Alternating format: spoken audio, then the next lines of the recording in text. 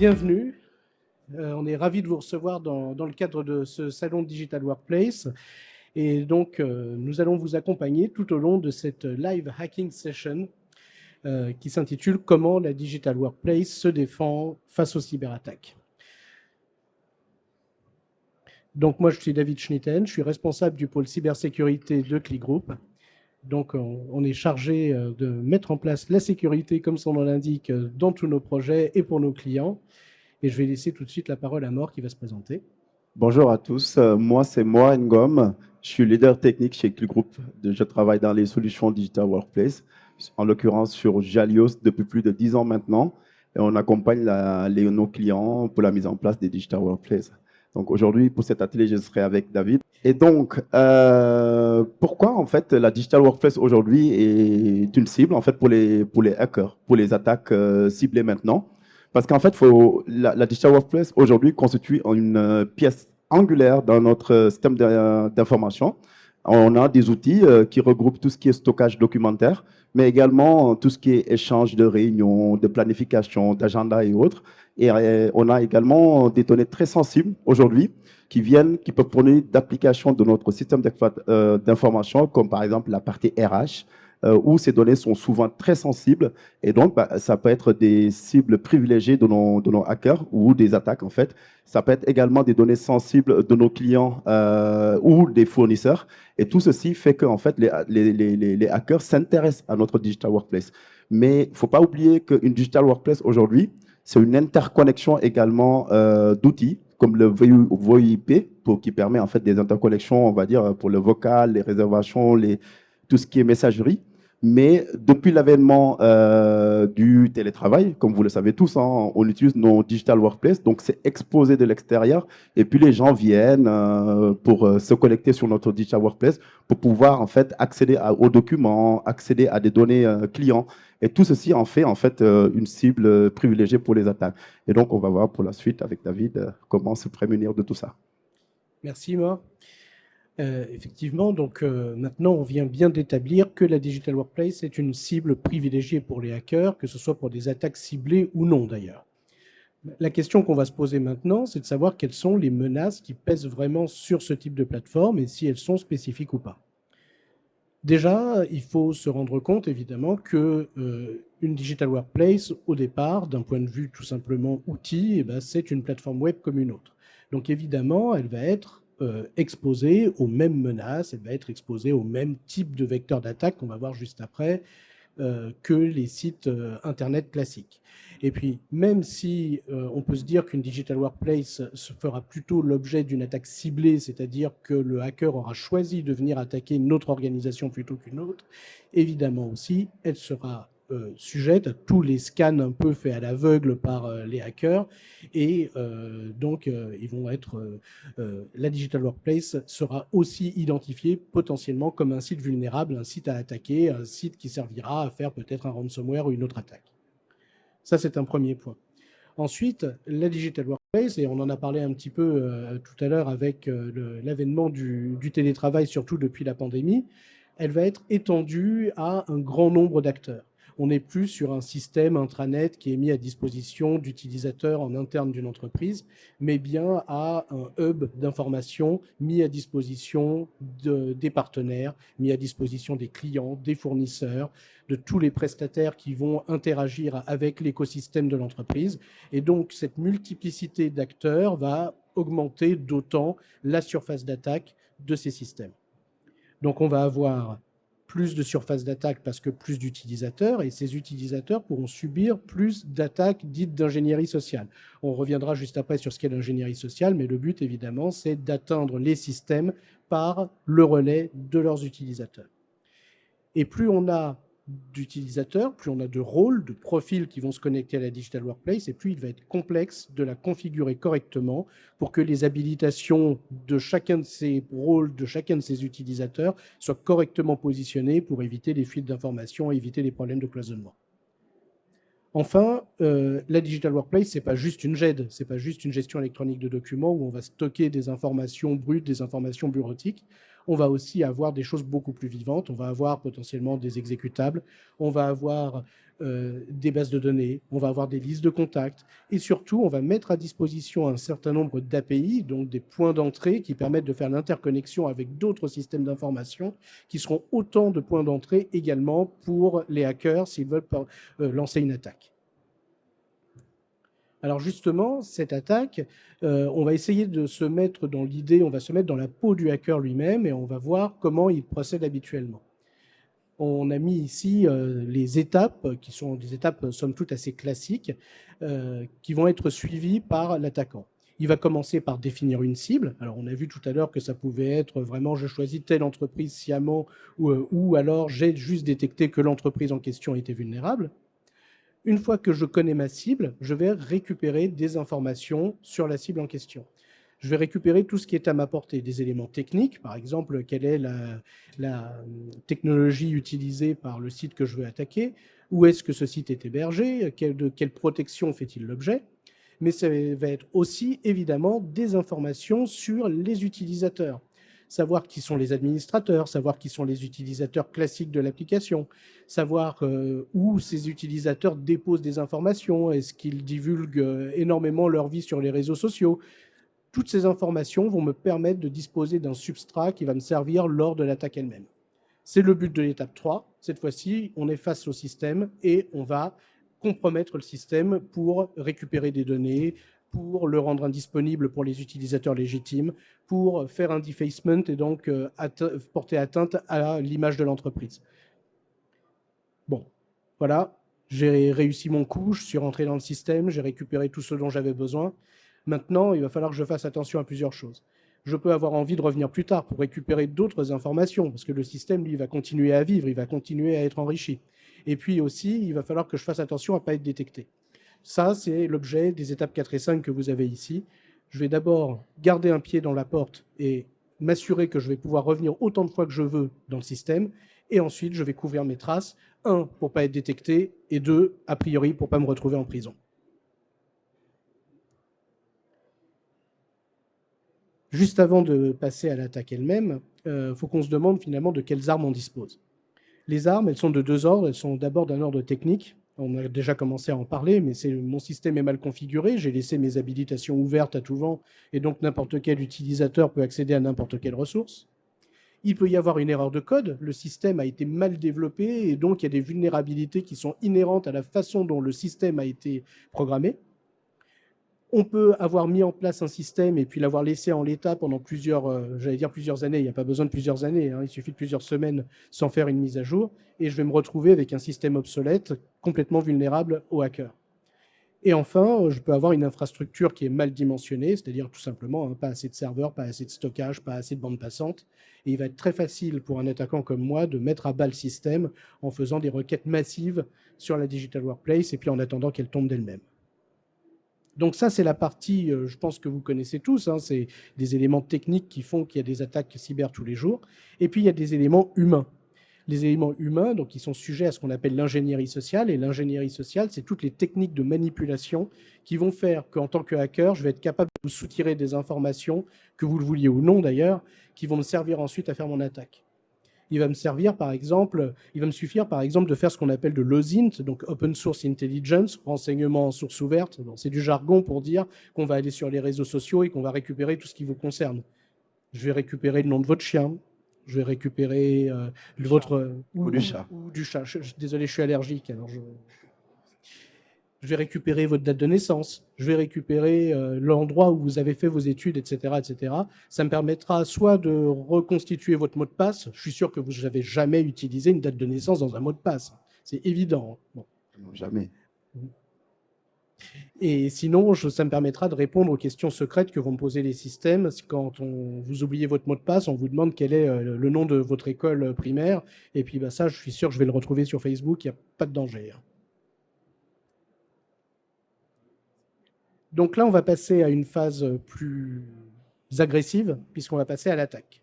Alors, ce qu'on va vous montrer là, on va vous le montrer rapidement. Évidemment, on est minuté ici. Sachez qu'une véritable attaque cyber, ça prend plusieurs heures, semaines, mois. Donc, on n'est vraiment pas du tout dans la vraie maille de temps, mais il faut bien qu'on puisse vous le démontrer. Et puis un deuxième point, surtout, faites très attention, ne faites pas ça chez vous. L'attaque, là, on va la faire sur un environnement protégé qui nous appartient, sur lequel on a toutes les autorisations. Si jamais vous faisiez ce genre de test, même en partant d'un bon sentiment, en voulant tester la sécurité d'un site, vous pourriez tomber sous le coup de sanctions pénales. Donc, à ne pas reproduire. Et donc, en fait, on se pose comme question, c'est quel type d'attaque? Pour les types d'attaques les plus récurrents ou ce qu'on voit le plus souvent, c'est répertorié sur ce qu'on appelle les top 10 OWASP. Et OWASP, en fait, c'est une organisation à but non lucratif qui est en fait, qui permet de donner des outils pour se protéger, protéger nos logiciels contre ces types d'attaques. Et donc, on peut voir ici le top 10. Et en face, on a notre Digital Workplace. Moi, en l'occurrence, je travaille dans la solution Gialios, mais ce principe-là s'applique pour n'importe quel type de Digital Workplace. En fait, ce sont les aspects sur lesquels on va venir pour essayer de sécuriser notre application. Ça va être au niveau du framework, ça va être au niveau des aspects de maintien en sécurité, mais également tout ce qui est configuration de notre plateforme. Donc là, on va passer à l'attaque. On va voir notre hacker David qui va nous montrer ce dont il est capable. Tu as l'air très sûr de toi, ça ne va pas durer. Je suis sûr de moi. Je sais que j'ai ce qu'il faut pour me protéger. La première chose qu'on va faire, justement, ne faut pas croire que le hacker, la première chose qu'il fait, c'est se poser des problèmes très compliqués. Il va au contraire juste utiliser les vulnérabilités les plus connues. Une des vulnérabilités ultra connues, c'est ce qu'on appelle l'injection SQL. Alors ça, c'est un gros terme technique. Je ne sais pas si quelqu'un dans la salle sait ce que c'est, a déjà vu une injection SQL en direct. Non? Oui? Je vois quelqu'un là. En clair, le langage SQL, c'est le langage qu'on utilise tous les jours dans la plupart des systèmes encore aujourd'hui et depuis de nombreuses dizaines d'années pour interroger les bases de données. C'est un langage avec lequel on va construire des requêtes. Ces requêtes, on va les construire à partir de données qui sont fournies par les utilisateurs d'un site. Évidemment, on va devoir manipuler ces données et les traiter pour pouvoir créer la requête. Et ben, en tant que hacker, ce que je vais faire, c'est que je vais utiliser justement la façon dont SQL va traiter les données que l'utilisateur lui fournit pour essayer de contourner les systèmes. Pour ça, je vais utiliser une application exemple. On revoit encore le WASP, là, hein, cette fameuse organisation qui fournit des éléments de sécurité. Cette application, elle est volontairement vulnérable, donc ça me permet de faire des démonstrations dessus. Et ici, je vais essayer d'aller me connecter sur l'application. On voit une page qui me sert à rentrer mon identifiant, mon mot de passe, rien que de très classique. Le site, il va procéder de cette façon-là. Il va créer donc une requête SQL qui lui dit, en clair, choisis à partir de la table utilisateur tous les utilisateurs qui ont pour nom le nom que je vais lui donner et pour mot de passe, le mot de passe que je vais lui donner également.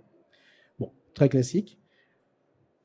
En revanche, moi, je vais tirer parti de ce système-là et puis au lieu de lui donner un nom et un mot de passe, je vais lui donner des chaînes de caractères qui vont me permettre de contourner le système.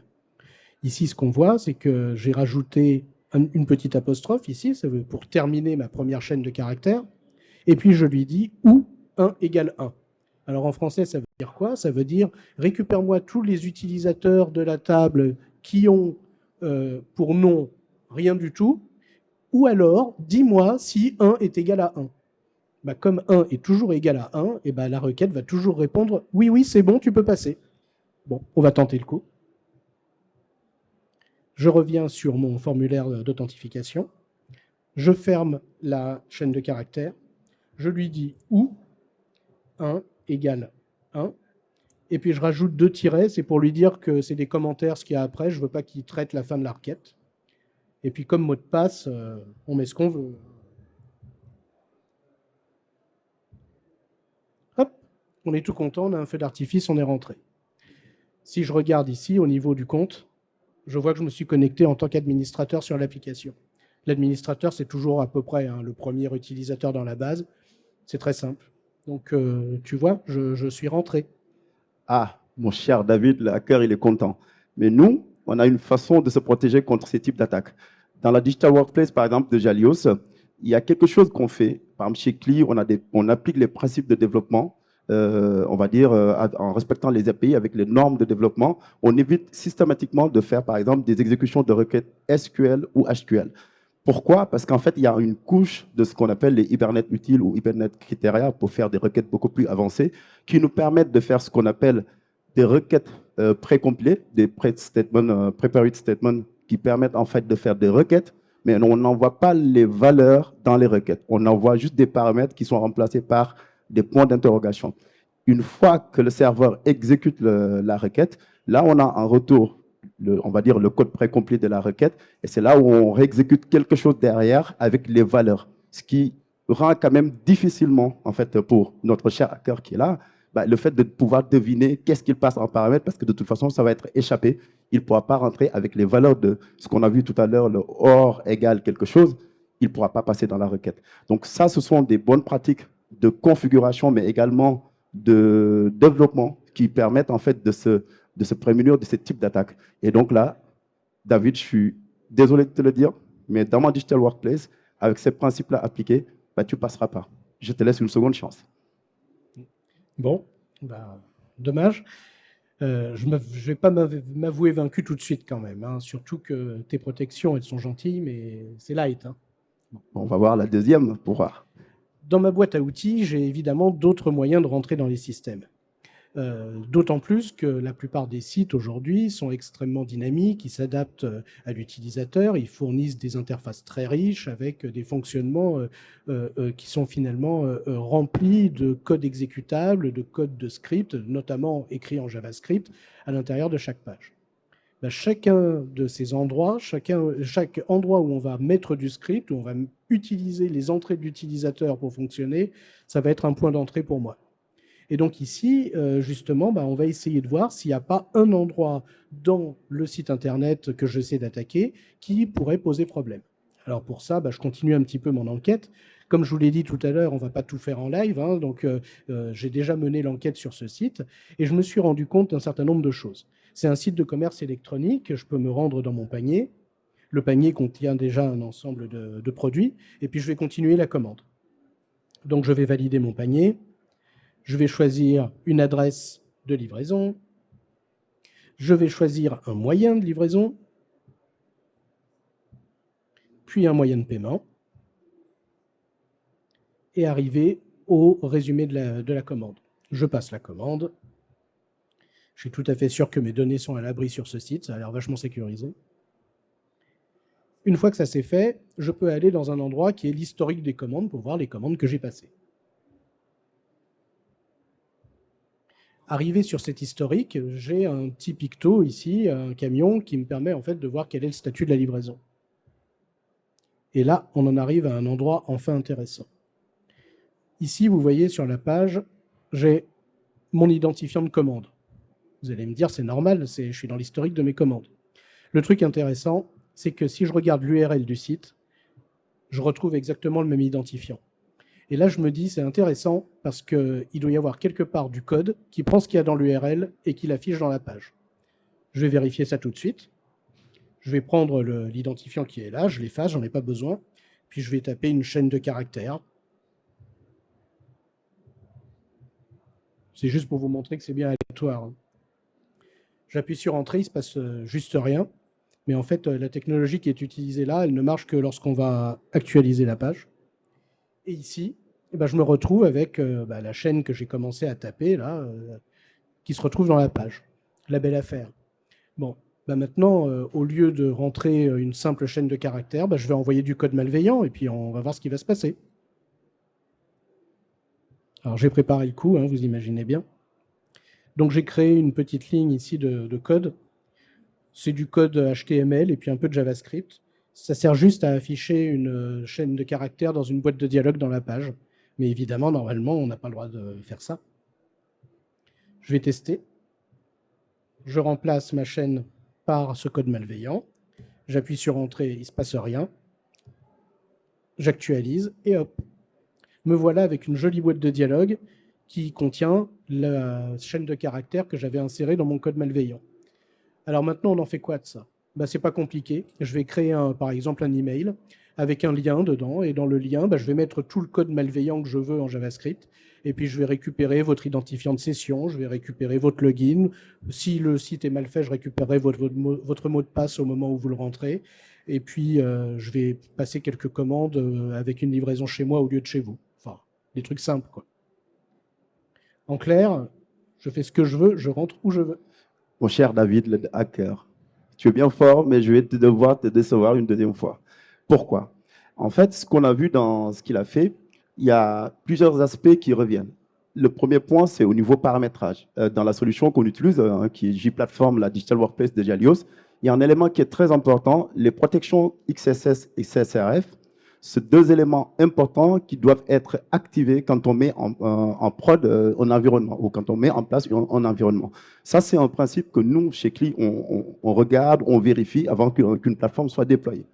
Le deuxième point, c'est que tout à l'heure, on a vu quand il a envoyé des données, ou même quand on l'envoie vers le client ou qu'on reçoit des données, il n'y a pas eu de vérification du format de la donnée qui a été envoyée. Et donc, ce qu'on appelle toute donnée reçue en entrée, donc ce sont les inputs, doivent être vérifiés. On doit s'assurer que la donnée elle respecte le format qu'on attend. C'est ce qu'on appelle les méthodes validated.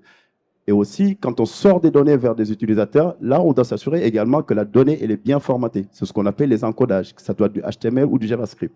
Et ça évite ces genres d'attaques qu'on a vues tout à l'heure. Un dernier point qui est hyper important, c'est au niveau des cookies. Quand une personne s'identifie, c'est un cookie qui est généré côté serveur. Donc là, on doit éviter qu'au niveau JavaScript, par exemple, ce cookie-là ne doit pas être récupéré par du JavaScript. Dans ces cas-là, au niveau installation, et donc c'est là où cet aspect installation est également important, ce n'est pas que le produit, mais la façon dont on l'installe, on doit activer ce qu'on appelle le cookie HTTP only sur ce type de cookies ici. Donc, David, comme je l'ai décrit, il y a différents aspects, installation, configuration et même code ici sur ces deux points qu'on a vus en centrale. Nous, par exemple, chez CLI, on le fait, on s'assure que ça soit bien fait. Je suis obligé de te décevoir une deuxième fois, je vais te laisser une troisième chance. Bon, écoute, plus c'est compliqué, plus c'est intéressant. Donc, on va essayer de creuser encore plus loin. Je retourne sur mon site. Un des endroits classiques où on peut envoyer des problèmes à une plateforme web, quelle qu'elle soit, c'est les endroits où on peut envoyer des pièces jointes, où on peut uploader des fichiers. Donc là aussi, j'ai fait ma petite enquête et j'ai trouvé à un endroit quelque chose qui pourrait être propice à mon attaque. En fait, on a un formulaire qui permet de déposer des réclamations sur le site. Et dedans, ce qu'on peut voir, c'est qu'on peut mettre un message quelconque, mon message de plainte. Et puis, on peut envoyer un fichier qui correspond en fait aux factures des commandes pour lesquelles on dépose un recours. Et ici, on peut aller voir et on se rend compte qu'on peut uploader des PDF, on peut uploader des zip. Bon, c'est très intéressant, mais ça ne va pas très loin, ça ne va pas m'aider beaucoup pour mon attaque. Dans ma boîte à outils du hacker ou du développeur, ça dépend de quel côté de la barrière vous êtes, il y a ce qu'on appelle les outils de développement du navigateur. Alors l'intérêt de ça, c'est que je vais pouvoir aller voir le code source de la page et puis me dire, il y a peut-être des choses intéressantes. Donc je vais aller dans la partie qu'on appelle debugger, on est dans le code de la page, je vous passe tout le jargon. Le but, là, je me dis, puisqu'on est capable d'envoyer des fichiers zip, je vais regarder à quel endroit c'est configuré. Donc je cherche, je fais un CTRL F, et je cherche application /zip. Voilà. Je me retrouve à un endroit où je me rends compte qu'effectivement, je peux envoyer du zip, je peux envoyer du PDF, mais il y a aussi d'autres textes ici. Je peux envoyer du XML. Ça, ce n'était pas spécifié dans ma boîte de dialogue. Mais là, ça devient intéressant, parce que je sais que le XML, c'est en fait un format de fichier structuré qui est utilisé par les sites soit pour stocker des données, soit pour stocker des éléments de configuration et autres. Et pour les lire, ces fichiers, on a besoin d'un parseur. Un parseur, c'est une sorte de moteur de lecture. Et ce moteur, il peut avoir des vulnérabilités, comme par exemple donner accès à des choses auxquelles il ne devrait pas donner accès du tout. C'est justement ce que je vais essayer d'utiliser ici. Je vais fabriquer un petit fichier XML, tout à fait classique. Vous voyez, mon fichier, ma balise, c'est juste du texte. Et puis là, le petit XXE que vous voyez là, ça renvoie à cette ligne-là, la ligne 4, qui en fait demande carrément à ce parseur, à ce moteur de lecture, de m'envoyer le contenu du fichier secret du serveur Linux où se trouvent les utilisateurs de la machine. évidemment, le serveur doit me répondre, bah non, ça c'est un fichier secret, vous n'avez pas accès, vous n'avez pas les autorisations. Bah, on va voir ça. Je commence par choisir un fichier qui est un fichier XML qui cette fois-ci est totalement anodin. Là, il n'y a rien dedans. On va déjà voir comment se comporte le système. Je vais l'envoyer. Alors là, il croit être intelligent parce que je ne vois pas le fichier. Il suffit d'appuyer sur tous les fichiers. Et j'envoie mon fichier safe.xml. Voilà. Il ne se passe pas grand-chose sur la page, mais je retourne dans mes outils de développement, dans la partie réseau. Et cette fois-ci, qu'est-ce que je vois? Que j'ai un code d'erreur. Alors le code d'erreur, il correspond à une page, et puis là je lis, alors désolé pour le jargon, hein, mais en clair, ça veut dire que cette route, cet endroit où je peux déposer des fichiers, ne devrait plus être utilisé justement pour des raisons de sécurité, et donc ça renvoie un code d'erreur, et le fichier n'a pas été envoyé. En revanche, ce qu'on voit, c'est que ici, je retrouve quoi? Je retrouve exactement le contenu de mon fichier safe.xml. Là, ça devient intéressant. Tout à l'heure, quand je vous ai fait la deuxième démonstration, on voyait l'identifiant de l'URL qui se retrouvait dans la page. Là, c'est le contenu de mon fichier qui se retrouve aussi dans une page qui est servie par le système. Bah, qu'à cela ne tienne, hein, on va essayer de faire mieux que ça. Et donc, je vais prendre le fichier, cette fois-ci vulnérable, enfin malveillant plutôt, que j'ai créé tout à l'heure, hein, vous l'avez vu dans le PowerPoint, et je vais l'envoyer et on va voir ce qui va se passer. Je retourne sur mon site, je mets ma page à jour, on ne sait jamais, je mets un message et je vais chercher mon fichier. Cette fois-ci, je l'ai appelé unsafe.xml. Je l'envoie. Je retourne dans mes outils. Ben, j'ai toujours mon message d'erreur. Ce n'est pas très intéressant.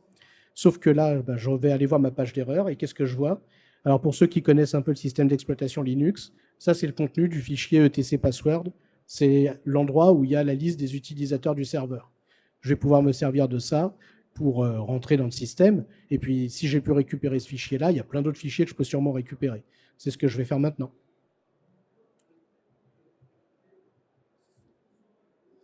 Mon cher David, le hacker, je vais te décevoir encore une troisième fois. Pourquoi? Parce qu'en fait, il y a un principe très important, c'est quand on active des choses ou qu'on les désactive, on doit savoir ce qu'on fait au niveau administration. Par défaut, dans notre Digital Workplace, importer des fichiers XML ou les exporter, en fait, on les désactive par défaut. Après, libre à l'administrateur de le faire, mais il saura ce qu'il fait. Et même, quand bien même on active, par exemple, cet export, on le limite à certaines adresses IP. Donc, ce n'est pas n'importe qui va pouvoir faire des exports XML ou même de pouvoir faire des imports XML. Et quand l'utilisateur arrive à importer un fichier XML, comme il a montré tout à l'heure, David, je pense que tout à l'heure, on a vu les fichiers de password, mais là, il va se prendre un petit message d'erreur. Ton format d'XML n'est pas supporté par notre système. Donc, cette porte d'entrée-là, tu es fermée, David, désolé. Cherche une autre, je vais voir. Bon. Donc, en clair, a priori, tous les endroits un peu classiques où on pouvait rentrer ont été couverts par le développeur et l'administrateur du système. Ils ont fait ce qu'il fallait pour protéger. Maintenant, ça c'est bien gentil, mais c'est sans compter sans les utilisateurs du système. Les utilisateurs qui peuvent faire des erreurs, qui peuvent mal configurer les choses et qui peuvent par exemple oublier de mettre les habilitations qui vont bien. C'est exactement ce que je vais faire là, je vais essayer de contourner le cloisonnement du système. Donc normalement, quand je suis un utilisateur A, je n'ai pas accès aux données de l'utilisateur B. Mais ça, c'est quand les habilitations ont été correctement placées. Ce n'est pas forcément le cas. Ensuite, même si je réussis à contourner ce cloisonnement pour X raisons, soit parce que c'est mal configuré, soit parce qu'il y a un bug dans le système, eh ben, il va falloir que je sache comment appeler les données que je veux récupérer. Et là, normalement, eh bien, on est censé utiliser des identifiants complexes à déterminer pour éviter justement qu'on ne puisse les deviner. On va voir si c'est le cas sur le site que j'essaye d'attaquer depuis tout à l'heure. Je retourne sur mon site. Donc vous vous rappelez, hein, c'est un site de commerce électronique, tout ce qu'il y a de plus classique. Si je vais dans mon panier, là, le panier est vide, hein, on a passé la commande tout à l'heure, donc la commande est terminée. Je retourne dans mon magasin, puis je vais commander un peu de jus de carotte. Pourquoi pas? Ça a l'air bon. Je regarde mon panier, j'ai du jus de carotte. Maintenant, ce que je voudrais bien savoir, c'est ce que les autres utilisateurs mettent dans leur panier. Normalement, on ne devrait pas avoir accès. Si je regarde l'URL ici, il n'y a rien dedans, il n'y a pas d'identifiant, j'ai rien à changer pour essayer d'aller voir le panier. L'URL, c'est seulement un endroit où on peut mettre des identifiants. Il y a d'autres endroits aussi, dont le stockage local du navigateur. Donc, une dernière fois, je vais retourner dans mes outils de développement, cette fois-ci dans un endroit qu'on appelle le stockage. Dans le stockage, on va retrouver un certain nombre d'informations qui sont stockées, et notamment les informations de la session de l'utilisateur, c'est-à-dire les informations qui vont être utilisées pour faire fonctionner le site pour cet utilisateur-là. Et si je regarde dedans, je trouve des informations intéressantes, dont un identifiant qui s'appelle le BID. Donc, c'est pas trop compliqué de se dire que ça correspond à Basket ID pour identifiant du panier. Et si je regarde la valeur ici, c'est 1. Donc, on voit que c'est une valeur extrêmement codée, très compliquée à comprendre. Alors, je me dis, si le développeur du site a mis ça, je pense que l'on va essayer un truc encore beaucoup plus compliqué. Je vais remplacer le 1 par un 2. J'appuie sur Entrée. Il ne se passe rien, comme d'habitude. Je retourne sur ma page. J'actualise la page. Et mon jus de carotte s'est transformé en jus de framboise. En clair, j'ai accédé au panier de l'utilisateur numéro 2, alors que j'étais identifié comme l'utilisateur numéro 1. Donc là, deux gros problèmes. D'abord, le système aurait dû vérifier quel utilisateur je suis avant de me donner accès à la page. Et puis ensuite, le 1 et le 2, je pense que ça va, il n'y a pas besoin d'avoir fait une trop grande école pour comprendre comment deviner l'identifiant de l'utilisateur d'à côté.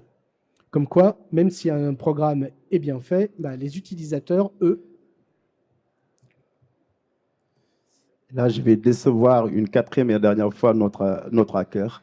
Pourquoi? Parce qu'en fait, dans notre solution Digital Workplace, quand on accède à un contenu, il y a un contrôle qui est fait systématiquement pour savoir si l'utilisateur déjà qui est là, qui est authentifié, il peut consulter ce contenu-là ou pas. Et donc, typiquement, dans le cas de ce panier, en essayant d'accéder aux deux, j'aurais reçu une erreur qui me dit « tu n'as pas le droit d'accéder à ce panier-là ». Donc ça, c'est fait, c'est un check qui est fait dans le produit, dans le cœur du produit Jalios. Et donc, ça nous permet de nous prémunir de ce type d'attaque. Deuxième chose, c'est qu'en fait, il y a aussi la partie gestion des droits. Donc, on fait une gestion très fine des droits qui peut aller jusqu'à où on accède, c'est-à-dire que là, tout à l'heure, c'était un panier, mais ça peut être des espaces dans une digital workplace, des espaces où on a de la GED qui est confidentielle ou autre. Il faut bien s'assurer que ce n'est pas un espace secret, par exemple. Et donc, il y a un contrôle qui est effectué au niveau des espaces de travail, par exemple, au niveau aussi des groupes. J'appartiens à des groupes. J'ai des droits qui me permettent d'aller dans certains endroits ou de consulter certains contenus. Donc, tout ce paramétrage-là que nous, on s'assure de faire dans nos digital workplace permet en fait de contourner ces types d'attaques qu'on a vues dans le slide précédent. Donc, David, je pense que je t'ai laissé 4 chances. On va peut-être essayer de voir une prochaine fois, mais je pense que là, pour le coup, c'est raté. Bon, on va peut-être s'arrêter là, effectivement. Ouais. Un petit bilan, peut-être? Oui, effectivement. Donc, comment tout ce qu'on a vu comme attaque, en fait, qu'est-ce qui les amène au final? C'est les problématiques. Souvent, dans notre digital workplace, on peut être sur des versions obsolètes. Par rapport à notre partenaire, par exemple, Jalios, il y a des versions qui sortent assez régulièrement. Là, il faut suivre du coup ces versions de J-Platform et ne pas être dans une version obsolète. Également, on a souvent des failles qui sortent, des attaques, des vulnérabilités qui sont mises à jour, on va dire, dans ce monde-là. Enfin, récemment, on a eu des éléments sur le Log4j et autres. Et donc, Jalios va publier, par exemple, des patch plugins. Et donc, c'est à nous, chez CLU, en tout cas, on le suit très régulièrement pour voir quels sont les types de failles publiées et comment, en fait, les appliquer très rapidement, en conjointement avec le client. Ça, c'est un point très important. Et le dernier point, David? Et le dernier point, c'est évidemment, on l'a vu tout au long de la démonstration, à chaque fois qu'il y a des problèmes, c'est souvent parce qu'il y a eu une mauvaise pratique qui a été mise en place par un développeur ou un administrateur qui a configuré les choses. Donc ici, on peut avoir des API, c'est-à-dire des points d'entrée de programmation qui sont ouverts alors qu'ils ne devraient pas l'être. On va avoir des contrôles qui ne sont pas effectués ou alors qui sont effectués uniquement dans le navigateur, mais on oublie de répliquer ces contrôles côté serveur, donc il suffit de contourner le navigateur pour avoir accès aux informations. Et puis, évidemment, on peut avoir tout simplement une mauvaise configuration de différentes fonctions du système, normalement, là, le parseur XML dont je vous ai montré une vulnérabilité tout à l'heure, il aurait dû être blindé, il aurait dû refuser tout accès aux fichiers du système. Donc là, ce n'était pas le cas, c'est clairement un problème. Et donc, quelles sont les solutions? Sur ce premier point, sur les versions obsolètes, c'est de suivre aussi les sorties, donc, comme on l'a dit tout à l'heure, de notre éditeur, et en fait, d'appliquer ces versions-là. Et quand on parle d'appliquer ces versions-là, il y a une procédure de migration. Donc, chez CLI, par exemple, ces process-là sont assez simples à appliquer au final, une migration d'un produit qui sort. Les patch plugins, comme ça concerne la sécurité, il faut systématiquement les appliquer en les préqualifiant pour voir s'il n'y a pas d'impact et autres, mais il faut automatiquement les appliquer. Et par rapport au dernier point sur les formations et bonnes pratiques, ben en fait, il faut que l'équipe de développement soit bien formée, être au courant de l'API pour pouvoir appliquer les méthodes qui leur permettent de se prémunir de ces types d'attaques. C'est pour ça qu'en fait, chez CLI, nous, toute l'équipe en fait, Jalios est certifiée expert dans la solution J-Platform 10. Et donc, ça nous permet d'éviter ces types d'attaques et d'être au courant de comment on paramètre. Et évidemment, cette sensibilisation, elle n'est pas seulement pour les équipes de développement, elle est aussi pour les utilisateurs, les administrateurs et les directions métiers qui vont être les commanditaires de ce type d'outils, de ce type de digital workplace. C'est vous tous, c'est pour ça qu'on fait de la sensibilisation comme aujourd'hui autour de ces problématiques de cybersécurité. Merci beaucoup de nous avoir suivis. Et si vous avez des questions, on est à votre disposition pour y répondre maintenant. N'hésitez pas, on ne va pas vous hacker. Il y a un micro qui est disponible ici. Si vous avez des questions, on va se retrouver au stand aussi 658 pour en parler plus amplement. Alors, oui, alors on me pose, je ne sais pas si tout le monde a entendu, on me demande si on a des statistiques sur les failles qu'on a vues. Alors, les statistiques, c'est que les 10 vulnérabilités, d'ailleurs, je peux remontrer hein, le slide dont on a parlé tout à l'heure, les 10 catégories de vulnérabilité qu'on voit ici sont celles qui sont justement le plus utilisées sur Internet. C'est pour ça qu'elles font partie de cette liste et c'est là-dedans qu'on a choisi les vulnérabilités qu'on vous a présentées parce que justement, elles représentent la plupart de ces vulnérabilités. Alors après, on n'a pas effectivement le degré fin, on va dire, sur laquelle est prépondérante par rapport aux autres. En revanche, ce que je peux vous dire, c'est qu'on a 85% des attaques cyber qui sont dues à des erreurs ou à des manipulations humaines. C'est-à-dire que parmi ces catégories-là, lorsqu'on va avoir par exemple un mot de passe qui est trop faible ou autre, c'est en grande partie, alors de la faute du système qui n'a pas forcé les utilisateurs à mettre un mot de passe compliqué, mais c'est surtout parce que l'utilisateur a utilisé le même mot de passe sur tous les services et puis qu'il a mis un mot de passe faible avec le nom de sa petite amie et sa date de naissance. Et donc, il y a 85%, encore une fois, des attaques qui arrivent sur les systèmes en général, hein, et pas seulement sur les digital workplace, qui ont une origine humaine. Bon, bah, écoutez, s'il n'y a plus de questions, bah, je crois qu'on va clore la session pour aujourd'hui. Je vous remercie beaucoup de nous avoir suivis, et donc vous pouvez nous retrouver sur le stand C58 si vous voulez nous rencontrer, si vous avez d'autres questions. Merci beaucoup. Merci à tous.